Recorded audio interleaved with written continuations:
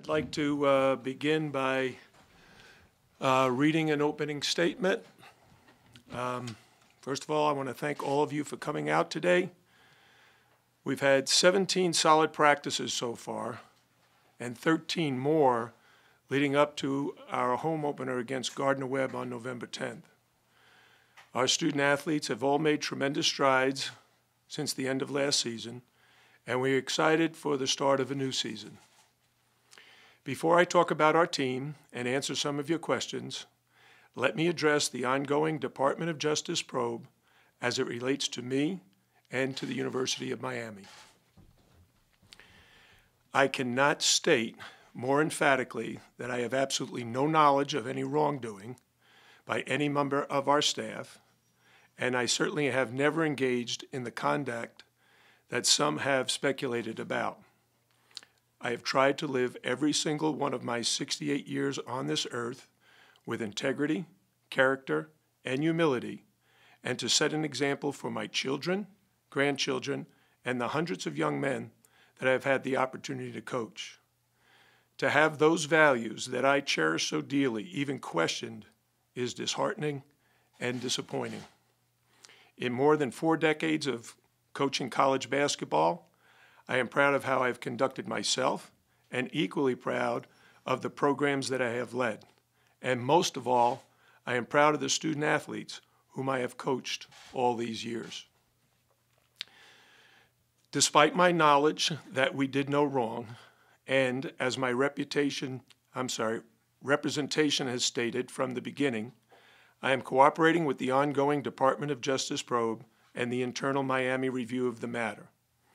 I have met with FBI agents, answered every question they had, and I have turned over thousands of emails, text messages, and any other materials requested of me. Based on what we know at this time, my legal team believes that I am Coach 3, as labeled in the original complaint in September, though it has not been confirmed by the U.S. Attorney's Office. And I am grateful that we have come to that conclusion, as I know I did nothing wrong, and it's comforting to know that none of my assistants are connected in any way. While this is a difficult time for my family and I am confident that when all reviews are concluded, that my reputation as a man and coach of character will remain intact. While I certainly understand and appreciate that you have a job to do in asking me questions, I simply cannot answer any questions related to the investigations as they are ongoing. Now, as far as our early weeks of practice go, the guys are working very hard. We've had a lot of work to do, especially at the defensive end of the court and rebounding-wise. We feel we have some excellent experience returning in our backcourt with Jaquan Newton, Bruce Brown, and DJ Vasilovich. Our front court also has some experience with Anthony Lawrence, DeJuan Ewell, Ibuka Zundu, and Rodney Miller. And we have some outstanding freshmen that we feel confident will make a major contribution this season. Questions? You're not a read from a statement kind of guy, so... No, that was kind of difficult for me to do. How difficult was that for you to do that? It's a little out of character, but I think it's appropriate under the circumstances. Can you talk about how you've been able to stay focused on basketball while all this is ongoing, or is it in a way an oasis for you when you get to the court? How are you feeling when you... Well, I think you all know, I love coaching. I've loved doing this my whole life, and the guys on our team right now are just a terrific group of young men.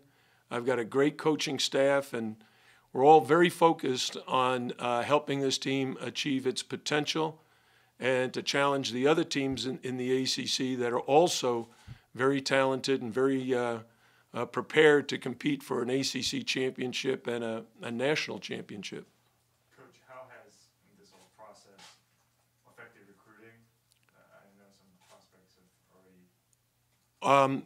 Well, first of all, there's a lot of circumstances that affect recruiting. One of the first was the hurricanes. I mean, we had to cancel visits. I'm not allowed to talk about any individuals. As you know, that would be an NCAA violation.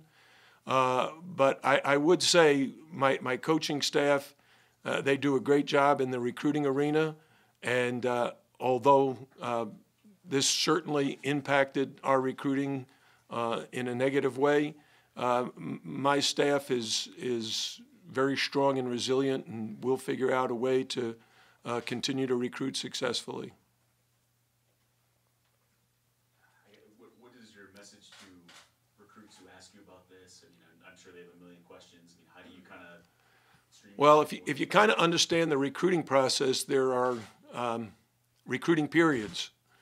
And during the most important recruiting period, we got hit with a couple of hurricanes. And then we had this news story break. So during that time period, it's very, very challenging. You're not going to be able to just focus on what you would normally do. And because of the hurricanes trying to reschedule, kids who are being so highly recruited and have so many great options, most of them just decided to make a decision without ever visiting us. Do you anticipate that you might have to answer more questions about this, or you feel like kind of addressing it head on will maybe take some of those questions away? Well, our focus as a coaching staff and as a team is to prepare for this season. One of the things we do before every practice is we have a thought of the day. And today's thought of the day is about attitude. Be positive. Life is 10% what happens to you and 90% how you react to it. So that'll be my message to the team, my staff's message to the team, and I think our players' message to each other is control the things we can control. We've got to have a very positive attitude and work towards the things that were goals long before the school year ever began. Jim, how have the kids dealt with this, the ones that are here, your players? How have they dealt with it? Back in September, the day that the thing came to the media's attention, Blake James and I met with the players very briefly. They have nothing to do with this. And we told them just to focus on their schoolwork and their basketball, and that's what we've done so far. It hasn't been talked about since. Can you talk about, you alluded to it and mentioned it, but just how much this hurts you? It's 4 decades of coaching with a squeaky clean image all these years. How do you just deal with it emotionally, what you're going through? Well, I'd say the simple answer is it's been a strain physically, mentally, emotionally, and spiritually. And but it's something that's there.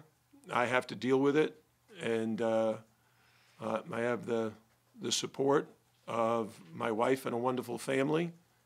I have the support of the university and the support of my staff and players. So we just have to keep moving forward. Jim, how would you characterize what your relationship is or was with Jim Gatto? May I read something to you? While I certainly understand and appreciate that you have a job to do in asking me questions, I simply cannot answer any questions related to the investigations as they are ongoing. Any other questions, guys? Can this, considering college basketball, can this end up having a positive impact, not necessarily your situation, on the sport itself as far as getting rid of some of these distractions and some of these issues that have come up now? Can that have a positive impact on the games? Nah, I don't have any reaction to that. I don't know what will happen. Can you talk about your team? How do you see your team? Yeah, thank you. What do you see so far? Well, as I said, I think we have really 3 terrific perimeter players in Jaquan Newton, Bruce Brown, and DJ Vasilovich, who all have a lot of experience from last season. And they all bring something a little bit different to the table. And I think they've all done a great job of being some of our leadership with the team. But they're not by themselves. The front court guys, I think, have worked extremely hard at improving their game. Dewan Ewell, Abuka Zundu, Rodney Miller have all improved dramatically in many different categories. If you recall last year, I said we were very young. I think we're still very young with 4 freshmen and 4 sophomores, only 1 senior and 2 juniors. But our sophomore class, DeJuan Ewell and Rodney Miller, DeJuan was benching 200 last year. He's now over 275. Rodney was much less than that, and he's already up to 275. So we're much stronger physically. Abuka Zundu's benching over 300 pounds. We have Anthony Lawrence, who's very strong, and we have a couple of freshmen who have been very, very impressive. In fact, three guys who I expect will play an awful lot in Chris Likes and Lonnie Walker, even though Lonnie's only been back with us for a very, very short period of time. We anticipate him being close to 100% by the time our opener against Gardner-Webb, November 10th. And then Sam Wardenberg, who came in last December. He's spent the last 10 months really working on his body. He's much stronger than he was when he first came, and he has a different set of skills than some of the other big guys. So really happy with where we are right now. But as I said, we've got a lot of work to do defensively. We've got a little bit more firepower at the offensive end, but we're going to miss Kamari Murphy and Davon Reed's ability to defend and rebound. So those are two categories we'll be really focused on before opening day. Jim, how is Lonnie limited right now, if at all? Well, he's just limited in terms of minutes. He can do everything. He's not in great shape yet. He's been doing some of the dummy things, which means no defense. He's doing the offensive things with no defense, or the defensive things with no offense. But he's rusty. He hadn't played for over 3 months. But he's a remarkable human being.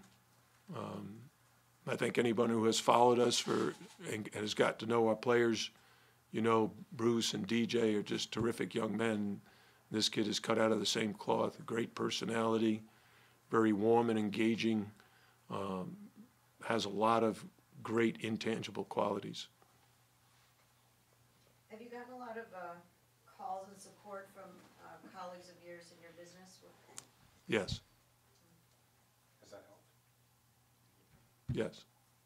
Is it one of the kind of the iconic moments that you've had since you've been here was that Muhammad Ali scene in the locker room? I don't remember it. It's probably No. Okay, I do You might have remember a it. hunch. Yeah, I do remember it. You've talked to all of your teams here, and I'm sure previously here about fighting. How difficult is it for you to not fight this maybe as vehemently as you would like, and have to sort of stay within the process that's laid out? Well, I certainly understand and appreciate that you have a job to do in asking me these questions. I simply cannot answer any questions related to the investigations as they are ongoing.